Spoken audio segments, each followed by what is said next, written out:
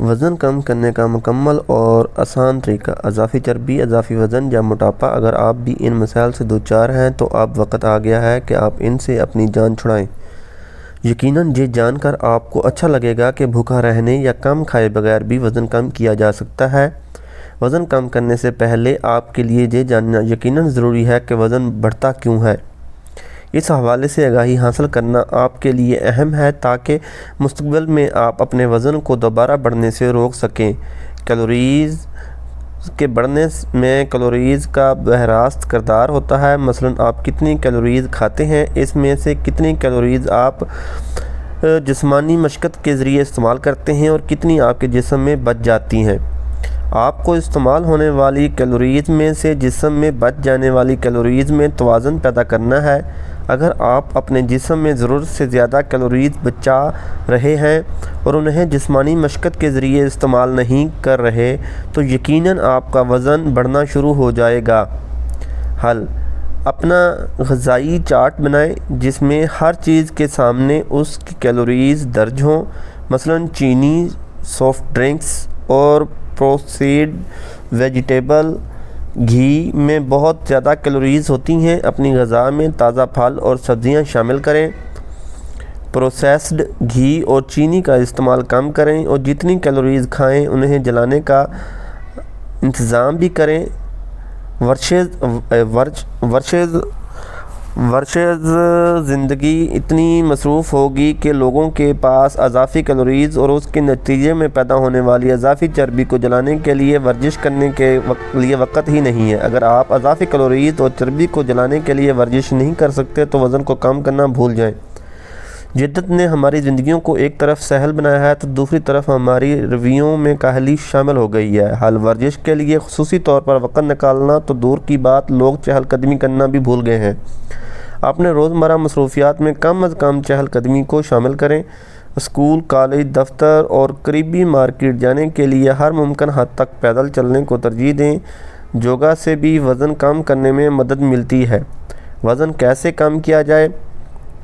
Calories کی مقدار بھی اہم ہے، لیکن اگر دو مختلف غذاؤں سے آپ کو ایک ہی مقدار میں کیلوریز ملیں گی تو آپ کو یہ معلوم ہونا چاہیے کہ ان میں سے زیادہ صحت مند غذا کون سی ہے۔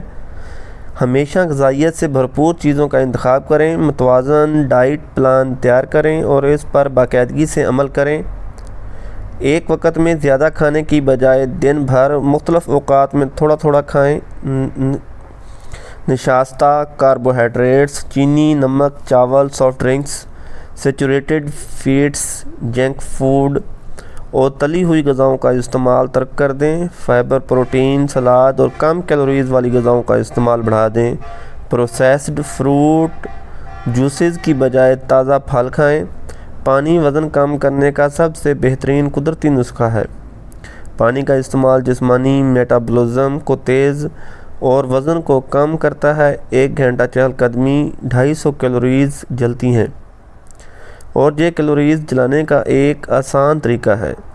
نیند کی کمی وزن بڑھنے کی ایک بڑی وجہ ہے۔ 1 گھنٹہ سونے سے 50 کیلوریز جلتی ہیں، اس لیے ضروری ہے کہ آپ مطلوبہ مقدار میں باقاعدگی سے نیند لیں۔ جنک فوڈ کا رجحان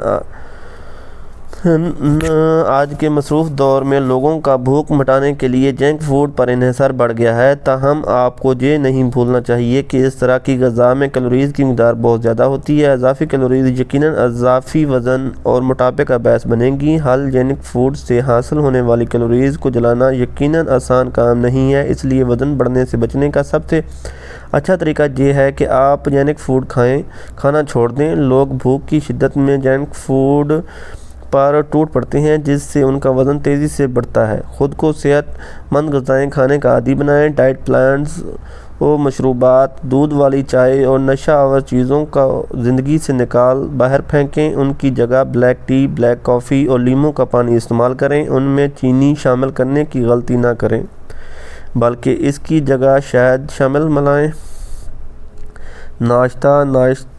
نشاستہ ناشتے میں جو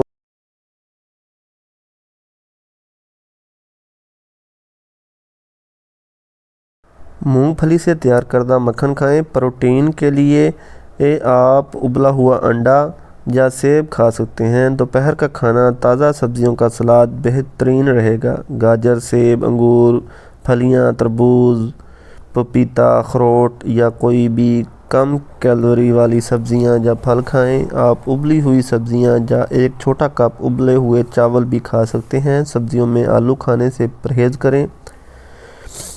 شام کے اسنیکس میں بھاری پروٹین والی غذائیں جیسے بلو بیری اور لوبیا شامل کریں۔ رات کا کھانا